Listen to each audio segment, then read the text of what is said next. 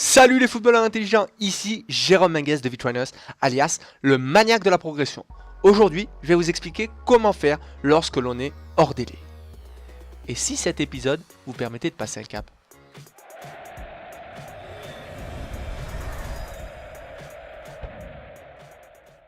La saison vient de reprendre et vous êtes hors délai? Avez-vous remarqué que votre motivation est en baisse? Que vous êtes en train de vous décourager et perdre confiance en vous? Vous n'avez pas effectué des tests dans des clubs, mais vous vous dites que c'est de leur faute et qu'ils ne savent pas ce qu'ils perdent.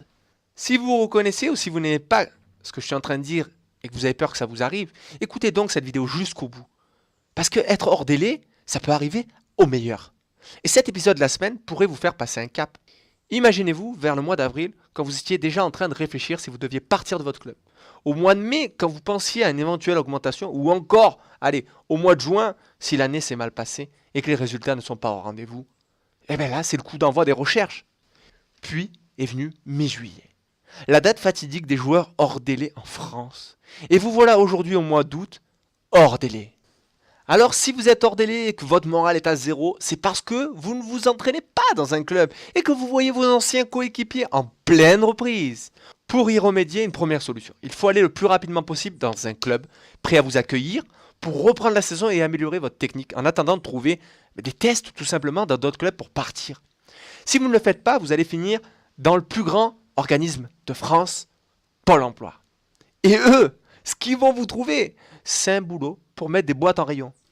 Mais je sais qu'il y en a parmi vous qui continuent à s'entraîner en salle, qui courent, qui font du sport, etc. Mais le plus important, ça reste quoi? Ça reste le rectangle.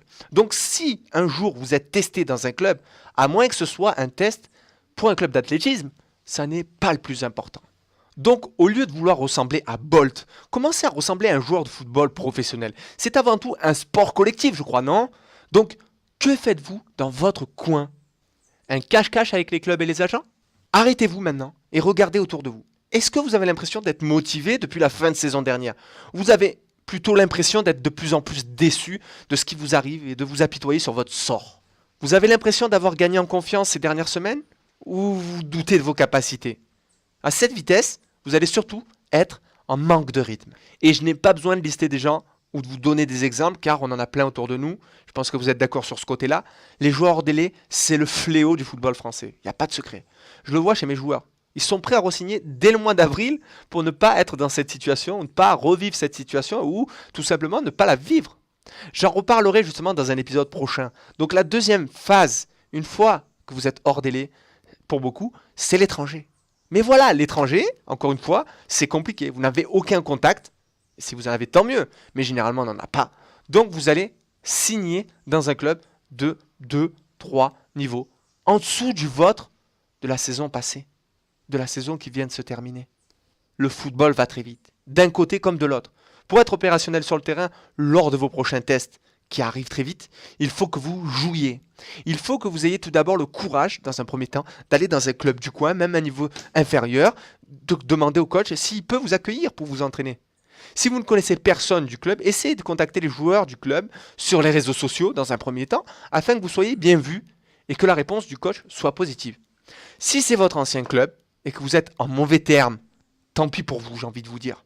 Ravalez votre ego à 2 francs 6 sous et puis allez voir le coach. Car jamais vous n'auriez dû finir en mauvais termes dans un de vos anciens clubs. Jamais. Et j'en reparlerai justement dans un prochain épisode très rapidement. La méthode RAS de ma formation Vitrainers Agency permet d'aider les footballeurs ambitieux justement à trouver des agents ou des clubs pour effectuer des tests en France et à l'étranger. Elle est justement destinée à tous les footballeurs ambitieux puisqu'il faut s'entraîner et prévoir la période de transfert de l'année prochaine dès le premier jour d'entraînement de cette saison. En 3 étapes seulement, vous n'aurez plus qu'à copier-coller une phrase à plus de 40 agents internationaux. Dans ce texte, il y aura inclus le lien de votre CV que vous aurez téléchargé et individualisé selon votre parcours, ainsi que votre montage vidéo que vous aurez fait vous-même à l'aide d'un tuto que je vous ai préparé ou en contactant un organisme, je vous ai mis le lien. Voilà, maintenant, vous savez comment ne pas refaire la même erreur ou alors éviter que cela vous arrive un jour, devenir hors délai. Donc, à vous de voir maintenant. Soit vous continuez de jouer à cache-cache avec les clubs et les agents, soit vous allez maintenant sur vitrainers.com, vous inscrire dans la Vitrainers Academy pour profiter gratuitement de ce bonus offert, la Vitrainers Agency, pour le prix d'un McDo seulement, je le rappelle. Donnez de l'amour autour de vous. La prochaine fois que vous voyez quelqu'un dans cette situation, parlez-lui de V-Trainers, partagez-lui cette vidéo, ainsi qu'à tous les footballeurs ambitieux que vous pensez que ça pourrait aider. Partagez. Si vous avez aimé, n'hésitez pas à mettre un pouce en l'air. Je vous dis à la semaine prochaine pour la prochaine vidéo. Et d'ici là, n'oubliez pas de viser le ciel pour atteindre le haut de l'arbre.